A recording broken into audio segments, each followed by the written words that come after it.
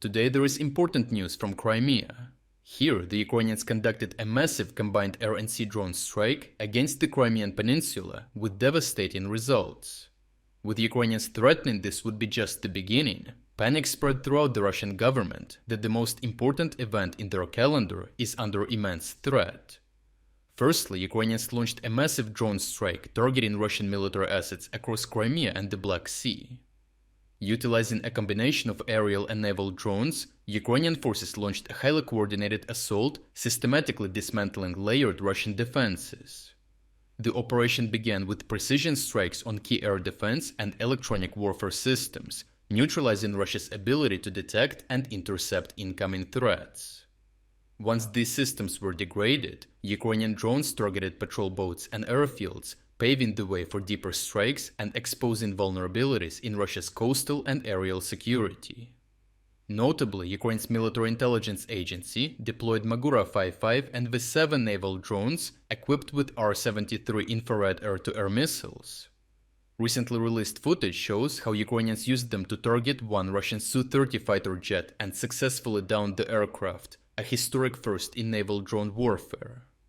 The strikes were widespread, with Ukrainian drones reported over areas including Zhuravlivka near Simferopol, Orlovka, Tarkhankut and Yevpatoria, destroying numerous targets like an air defense system S-300, an Obzor-3, Kasta-2E2, ST-68 and Imbir radars.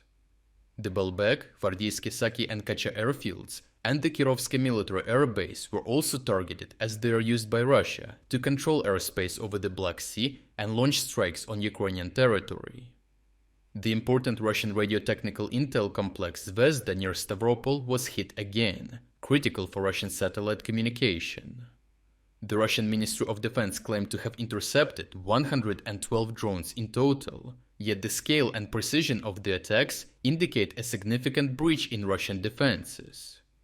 Numerous reports from eyewitnesses from the peninsula confirmed that despite Russian claims, there were a substantial number of explosions to be heard and seen, a clear indication that not all drones were intercepted.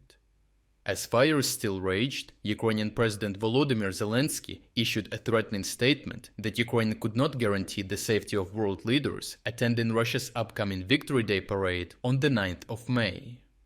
Ukrainian military intelligence chief Kirilo Budanov suggested that visitors to Moscow might need earplugs, further hinting at potential disruptions. Notably, while the parade itself will unlikely be a direct target due to the high risk of civilian casualties, the military equipment and personnel assembled in group-together locations before and after the event present legitimate military targets.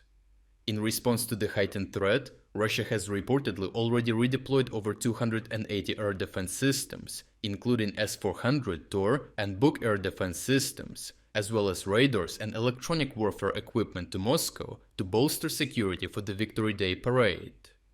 Zelensky's warning has also contributed to several foreign leaders cancelling their attendance.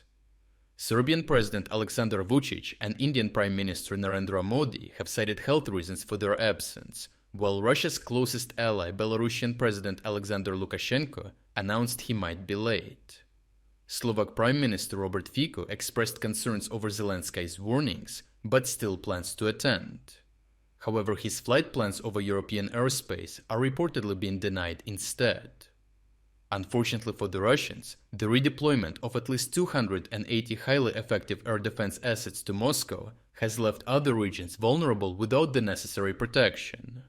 Ukraine has previously demonstrated its capability to strike high-value targets as far as 1,800 kilometers from the front line, including Russian naval vessels, critical infrastructure such as oil refineries, strategic airfields, and huge Russian artillery arsenals. With Russian air defenses stretched even thinner, already depreciated by Ukrainians increasingly targeting and destroying these assets in the past, massive gaps are appearing in Russia's air defense network, with the recent strikes in Crimea appearing to be just the beginning of something much bigger.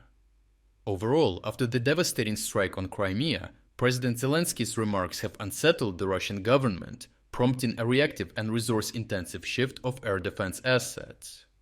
By forcing Russia to concentrate huge amounts of air defenses around Moscow, Ukraine has created opportunities to strike elsewhere, potentially leading to significant losses for Russia in the coming days.